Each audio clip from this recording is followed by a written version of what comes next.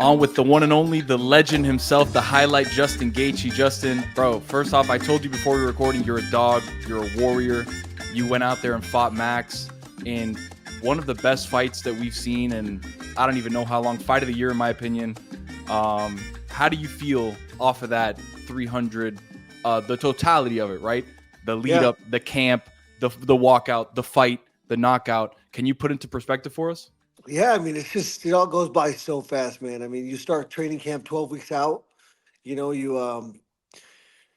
work your ass off, two or three times a day, two or three workouts. Everything's kind of super regimented. So, you really just show up and, follow instructions. I'm super coachable. So everything went by really fast. And then, once fight week comes, that Tuesday starts, it really flies by. And then you got the press conference. Then you move on to the weigh-ins. All the interviews. I did probably 80 interviews. So all that shit, just the busier you are, the faster time goes, as you guys know.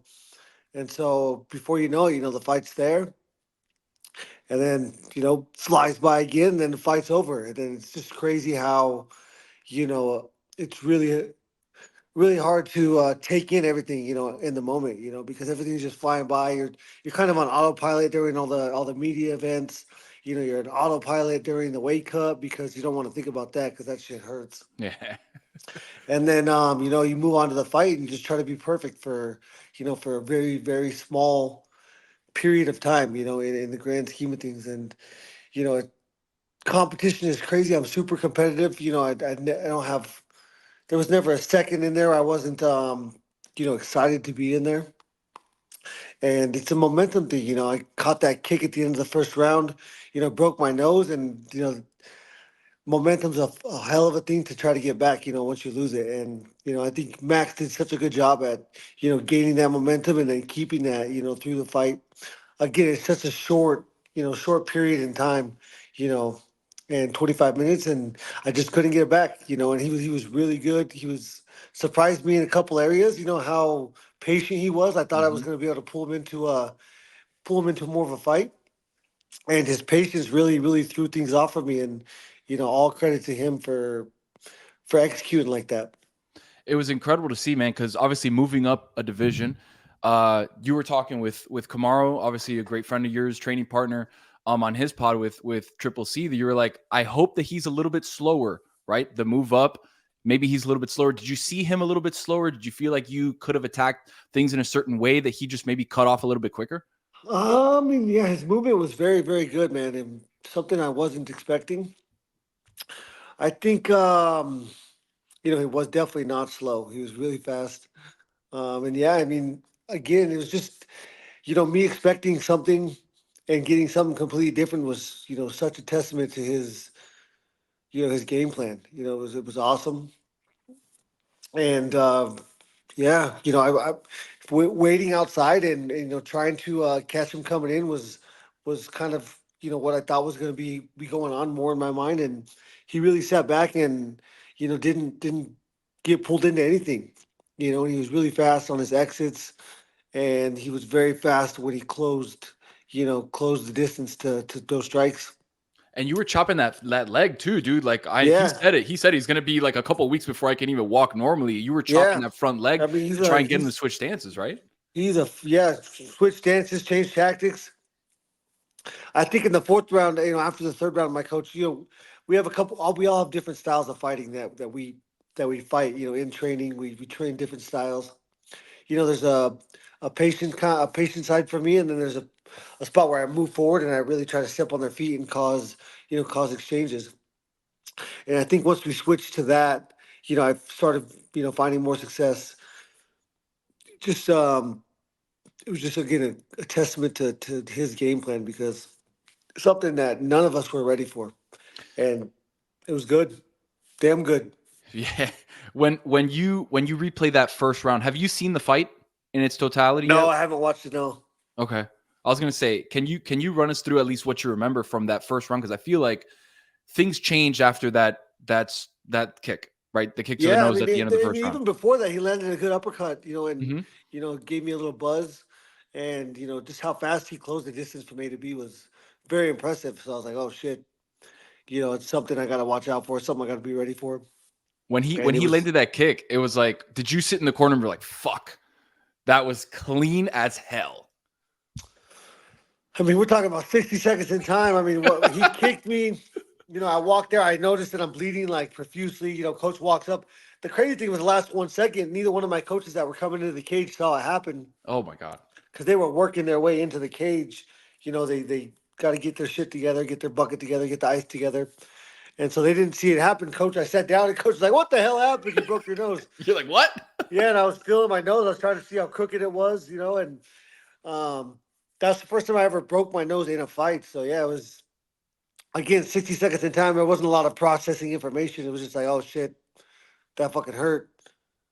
And yeah, it is what it is. And then it goes out of your mind, and you just have to go back to the task at hand, which is fighting the dude in front of you, trying to win. Did you feel like that changed your cardio at all, not being able to breathe in the way that you normally breathe, or no? I don't think it did. I mean, I felt really good in there. I felt amazing in there. We worked so hard, through this whole camp to be ready for a cardiovascular like war. And us both fighting. He was much more patient than I thought he was going to be. That allowed me to, not get as exhausted early on. Into the fifth round, I remember being like, "Wow, I'm in really good shape." And every fight is so different. And yeah, this one was very different than something again I expected and something I've ever experienced. So it's crazy. It's a crazy game that we play. And look, like I said, you've taken shots from the best fighters on the planet. And Kamaru mentioned, hey, if he doesn't get poked in the eyes, maybe we have something different. Do you feel like there's some credibility to that? Or is that just like, we're playing Monday morning quarterback? Yeah, I got poked in the eyes, but I'm a fighter. Like, let's keep moving. Yeah, I don't like to, I think it'd be an excuse if I was to just try to justify that. Right. You really don't know. Again, it's 25 minutes in time. I mean, it's been hundreds and hundreds, maybe thousands of minutes since that day. And it seems like it was just yesterday. So it's just crazy. You get in there, you gotta, it's a little bit of rolling the dice, a lot of preparation, and then you just kind of gotta be perfect and not get caught up in the moment, not be too relaxed. I mean, it's such a crazy game, and the things that your body does when you're in those situations. I mean, to release adrenaline into your body, you gotta obviously perceive a dangerous situation, Mm-hmm. and that it was that, and then your body goes to these special places. Um, I've done it so many times. I think if I made a mistake, I think the biggest mistake was not realizing or understanding through the camp how much danger I was in. Mm. I don't know why. Obviously I know why now. I know that was a mistake now, but I think it was more difficult for my body to go to like a primal state because of my lack of awareness of the danger that my body was in. That's not that I didn't give Max respect. Yeah, I think it was more. If I had to put a finger on it, I think it was more the fact that I never in my life saw Max as an opponent that I would potentially fight. Right. He was always in a different weight class. I never was like, this is the guy I want to fight. There's never been another fight in my career where I've been like, I didn't expect to fight this guy, or I have too much respect for this guy, or I just. It's not that I didn't want to hurt him. I was willing to hurt him, but the lead up was very different because it wasn't a guy that even Donald Cerrone was my friend back in the day, but he knocked me down, knocked me out in a practice in like 2010. Hmm. So I was like, I want to get that back. The competitor in me wants to get that back. There was nothing. That fire wasn't there, and I think that was probably the biggest mistake that I made. Going into this fight, and it's something that I'm going to learn from. But again, all credit to Max for the way that he fought. I think he fought so perfect.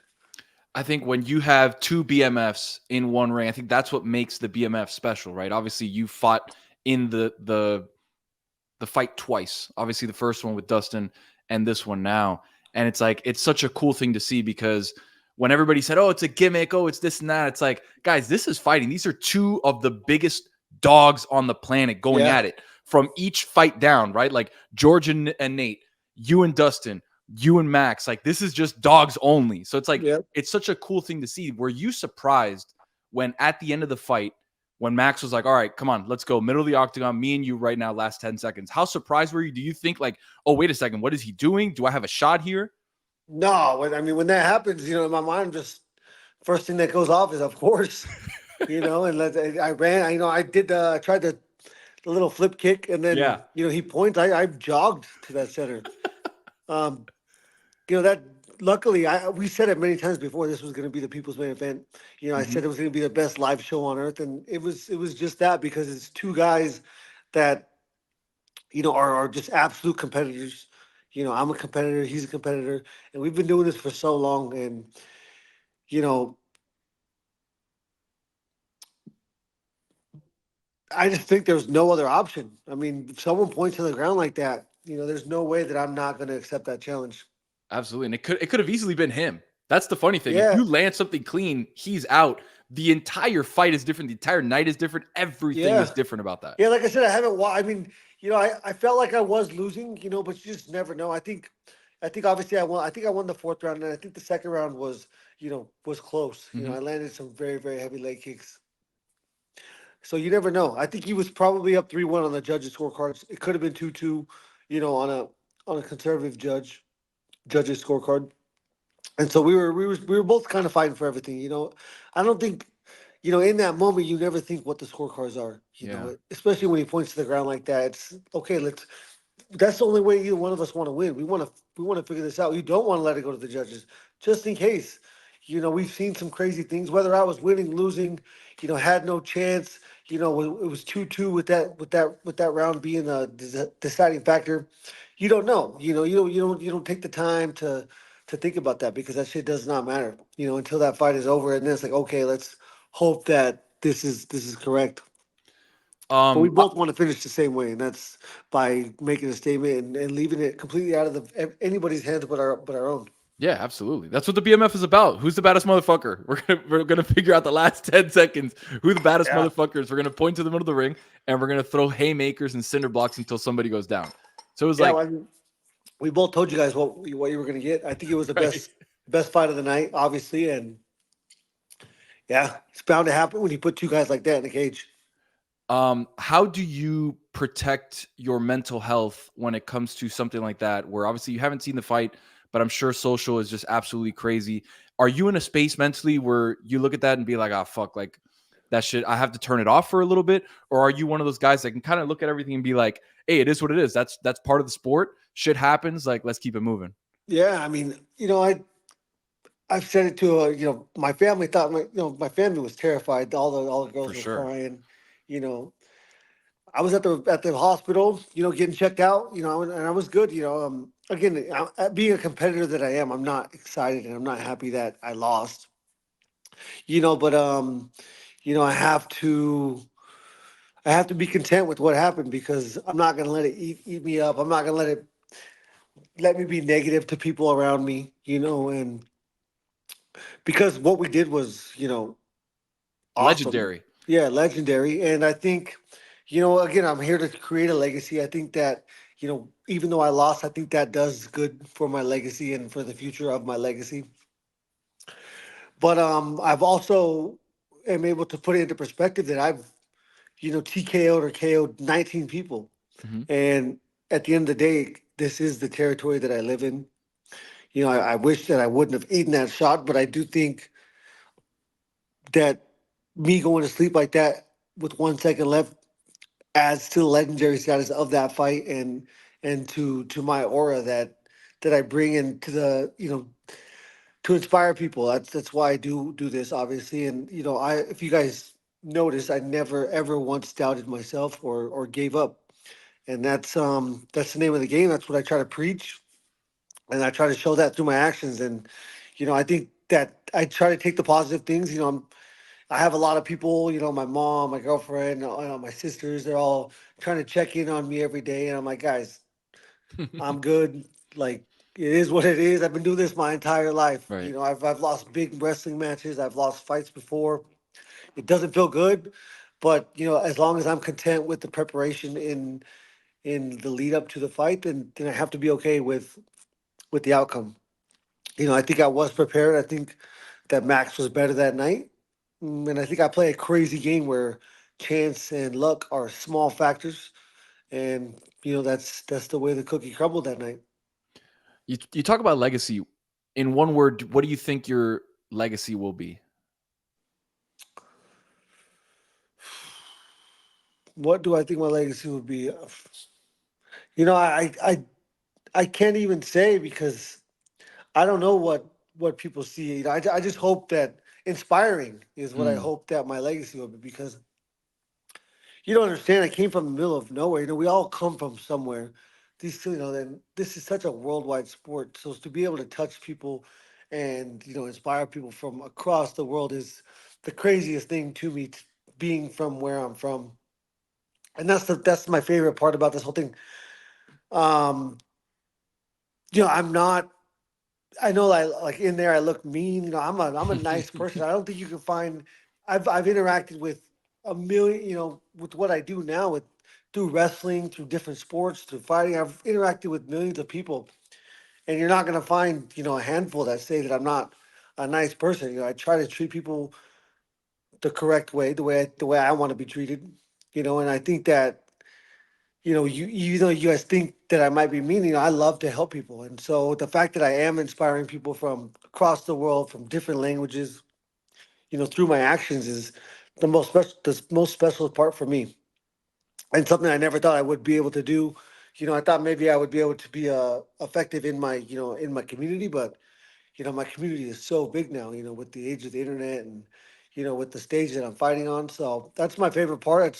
That's why I can come back and step in there next time with no fear, because that's what I'm trying to do, is inspire people. So we all we all face life is not easy. We all face these different things. Mine's a fight, mine's physical. A lot of people's is metaphorical, but at the end of the day, you have to believe in yourself and you have to trust in the process. And treating people the correct way, treating people the way you want to be treated, allows me to find comfort there. And then so I have no reason to be negative or you know think about any of that bullcrap. from the copper mines to the BMF title, man. Like Yeah, it's a crazy ride. you've had such a cool rise, and you're not done yet. Any idea? I know this is super premature, super early. Any idea when the next time you could mentally be ready to get back into a Yeah, I training think camp, into a fight? again we're talking about metaphorical and physical. Like metaphorically, I could be ready tomorrow, but physically, I think again, I do want to. I want to take care of myself. Yeah. I do think that repeated concussions, with me going to sleep like that, me receiving that shot, it would be foolish for me to jump back into training. You know, anytime before 180 days. Yeah. I could do cardio. I can stay in shape. That's what I want to try to do. Especially the older I get, the harder it is to get back Mm-hmm. to the best shape of my life. So I want to stay active. But obviously the physical contact is going to be limited for quite some time, just because I want to preserve myself. Been doing this for a long time. So yeah, I don't have an answer for that question. I think 6 months at least is before I get back to taking shots. But that doesn't say that I won't be training the whole time. So we'll see. It's a crazy game. We'll see how the Dustin and Makhachev fight goes. Yeah. Crazy game. Dude, thank you so much. Before we get out of here, talk to me, and we'll probably see a lot of your cardio, a lot of your workout stuff on your OFTV Rise and Grind Yeah, stuff. Can you talk to us a little bit about it? Get us excited about what you got behind the scenes. yeah. I mean, we just got through a fight, so obviously a lot of the training, is going to be a lot different now. A lot more golf, a lot more golf. A lot more video games, a lot more Yeah, a golf, lot a lot more more video chilling games at the than crib. golf. So, but yeah, I mean, the OnlyFans TV again. We're gonna get back to making content with my coach. We used to make these curriculum videos. I think we have our whole shop set up as a studio now, so Nice. we're able to film these technique videos, and then really just try and spread knowledge on. My coach possesses so much knowledge. My ability to put it into action and to make it look, we all learn different ways, visual, reading. I don't know. I'm a visual learner. I have to see it, and so I want to put it on video, show people how to, get a good workout. I think fighting and training for a fight, even though you're not fighting, is such a good, cardiovascular workout. Puts you in such a positive mental state. Gives you confidence, which is huge. One of the biggest factors in life, having the confidence to attack these situations. And so yeah, I want to put stuff like that on there, and then you know just different ways to communicate with fans. I've got so much love after this fight. Win or lose, it's crazy how much love I've gotten after this Yeah. fight. And so yeah, the OnlyFans is just another way for me to interact with my fans. Bring them some content on things. Some people do want to learn how to fight, so I can give them that. But then just interacting with my fans. It's huge, and OnlyFans is a great outlet for that.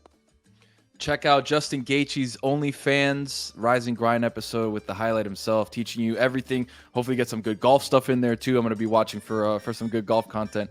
Justin, You're a legend, dude. You're a dog. You're a warrior.